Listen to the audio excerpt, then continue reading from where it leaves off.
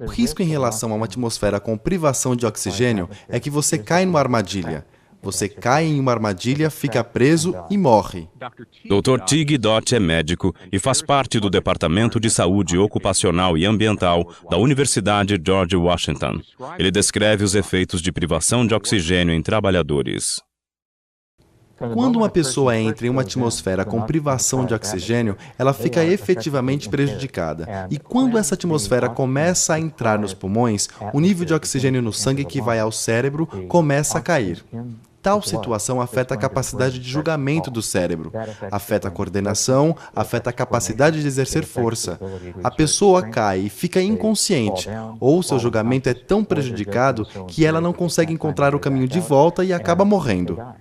O estudo de caso do CSB no acidente de Valero enfatiza a importância de medidas de segurança rígidas quando se trabalha em ambientes com atmosfera suboxigenada. Os trabalhadores estão em perigo, não somente dentro de espaços confinados, mas também ao redor de aberturas onde os gases inertes, como o nitrogênio, está fluindo para fora. Aqui está o que acreditamos que tenha ocorrido na noite do acidente.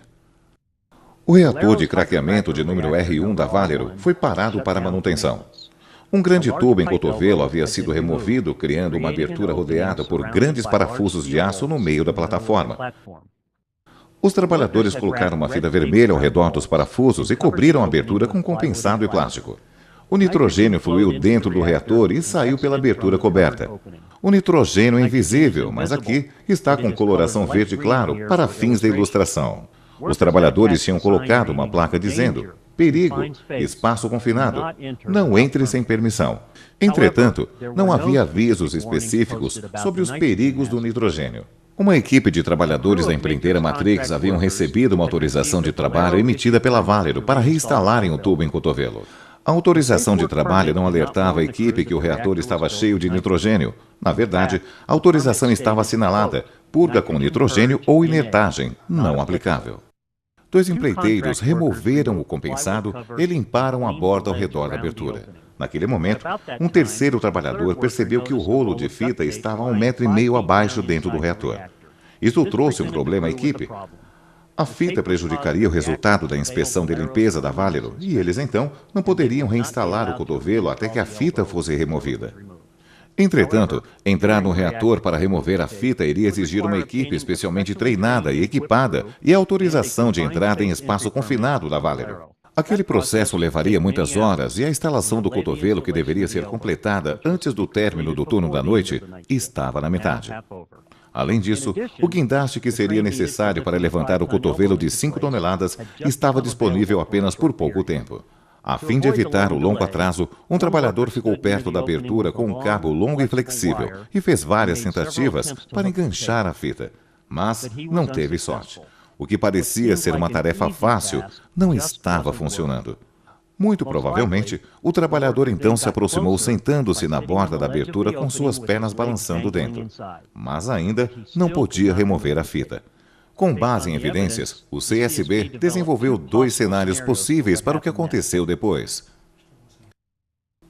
No primeiro cenário, o trabalhador entrou dentro do reator para rapidamente agarrar a fita, acreditando que o seu mestre de obras, que estava perto, iria colocar uma escada para que ele pudesse subir depois. Mas depois de ter entrado no reator, ele respirou nitrogênio puro lá dentro. Sem oxigênio, ele desmaiou rapidamente. No segundo cenário, o trabalhador inclinou-se sobre a borda, tentando se aproximar da fita.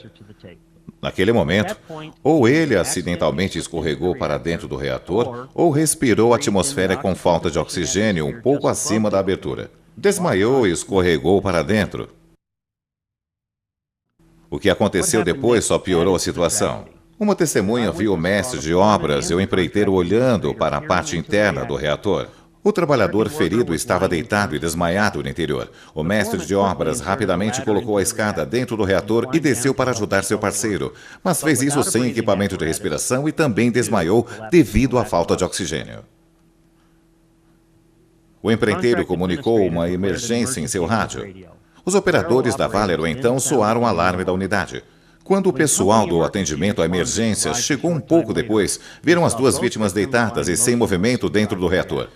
Com o equipamento de medição portátil inserido através da abertura, foi feita uma análise e constatado que havia menos de 1% de oxigênio, uma atmosfera letal. Vestindo equipamento de respiração autônoma, o pessoal da emergência entrou no reator. Um tripé de içamento foi utilizado para remover os trabalhadores. Já havia se passado 10 minutos desde que o primeiro trabalhador tinha desmaiado. Tentativas para reanimar os trabalhadores foram frustradas e ambos foram declarados mortos no hospital. O CSB acredita que os 2 trabalhadores morreram dentro de 5 minutos depois de entrarem no reator cheio de nitrogênio.